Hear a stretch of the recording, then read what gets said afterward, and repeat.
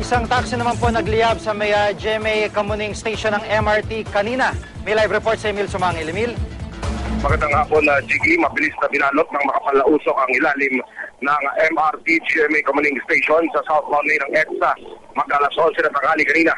Nang makalapit ang ating cameraman Jiggy, tumambas ang isang taxi na nooy nagsisimula pa lamang magliyab.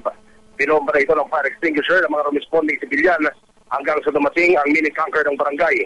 Pero ang apoy, Jiggy, mabilis pa rin gumapang. Ang dumat sa namin ng taxi, isa nang sumabog. Wala naman sa kayang taxi dahil mabilis na nakababa ang driver nito. Maya-maya pa dumating na ang PFP, kulang kalahating oras sa lumipas. Napatay ng mga bumbero ang apoy pero ang taxi tuluyan lang natusta.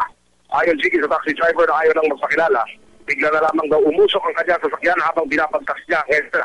Paalala naman ng MMDA sa mga motorista, yaking maayos ang linya ng kuryente at kondisyon ng sasakyan bago pumiyahe. Sige.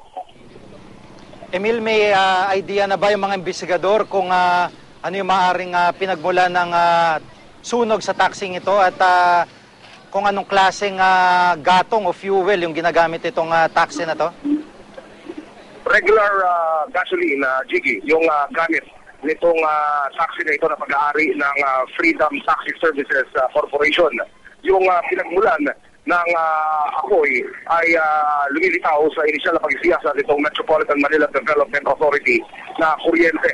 Sumali rin yung BFP sa inisyal na pagsiyasat at doon sa kwento ng driver Jiggy lumalabas na yung usok ay nagmula doon sa ilalim ng manibela kung naroon yung hilera ng mga fuse at yung linya ng mga kuryente patungo doon sa taillight, dito sa busina, patungo doon sa linya ng stereo. Pang malaki ang posibilidad ayon dito sa PFP na ating nakausap kanina na problema sa electrical wiring ng kotse ang pinagmula na lahat ng ito. Maraming salamat, Emil Sumangil.